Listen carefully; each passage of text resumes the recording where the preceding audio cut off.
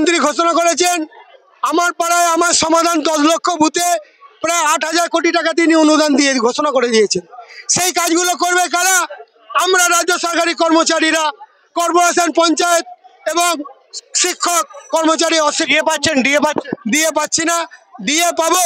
দিয়ে আমাদের ন্যায্য সাংবিধানিক অধিকার সরকারকে দিয়ে দিতেই হবে, 2 দিন আগে অথবা 2 দিন পরে। যে সরকার দিয়ে দিতে পারে না তার সরকারে থাকার অধিকার নেই। সেই সরকারে থাকার অধিকার নেই, আপনারা তো জানেন।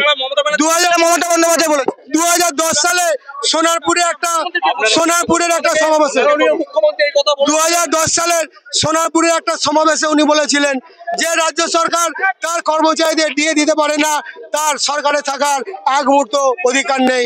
আন্দোলনের মধ্যে দিয়ে ওনাকে বলতে চাই, আপনি যে কথা সেদিন বলে ক্ষমতায় এসেছিলেন, আজকে আপনি তার থেকে আরো খারাপ অবস্থায় আছেন।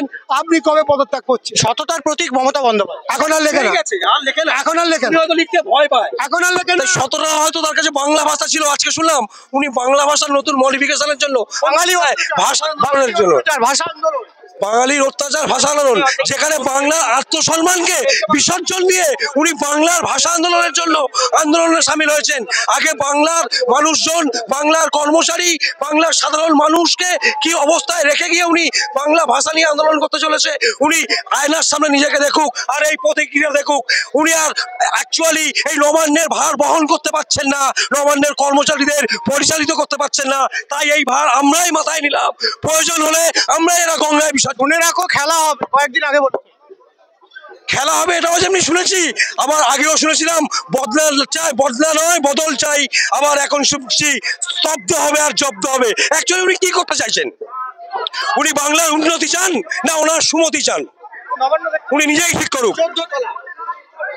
14 তলা তো অনেক উপরে আছে, নিচে তো আমরা দাঁড়িয়ে, নিচেটাই যদি ভঙ্গুর হয়ে যায় আর উপরে বসে থাকবে উনি কিভাবে? 14 তলা পৌঁছাবো কিনা জানি না। আমাদের আওয়াজ উনি কয়েকশো ড্রোন ক্যামেরা দিয়ে দেখছেন, সুতরাং আমরা নবান্নে পৌঁছে গেছি। তিনি বীরভূমে গেছেন ভাষা আন্দোলন করতে। আমি আপনাদের মাধ্যমে বলতে চাই, ভাষা আন্দোলনের প্রধান মুখ উনি অনুব্রত মণ্ডলকে করুন।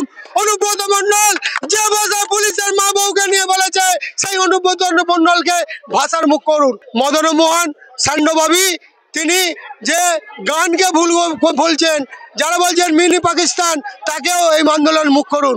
আর দ্বিতীয়, যদি নারী সুরক্ষার কথা বলতে হয়, নারী সুরক্ষা কোথায়? আর্টিকল, হাসখালি, কামদুনি, পাকশি, সন্দেশখালী, ওকে মুখ করা দরকার। মনোজ মিশ্রকে নারী আন্দোলনের মুখ করুক, নারী সুরক্ষার মুখ করুক। দেখি বাংলার নারীরা কিভাবে মুখ্যমন্ত্রীকে 2026-এ ভোটে জিতিয়ে আবার এই 14 তলায়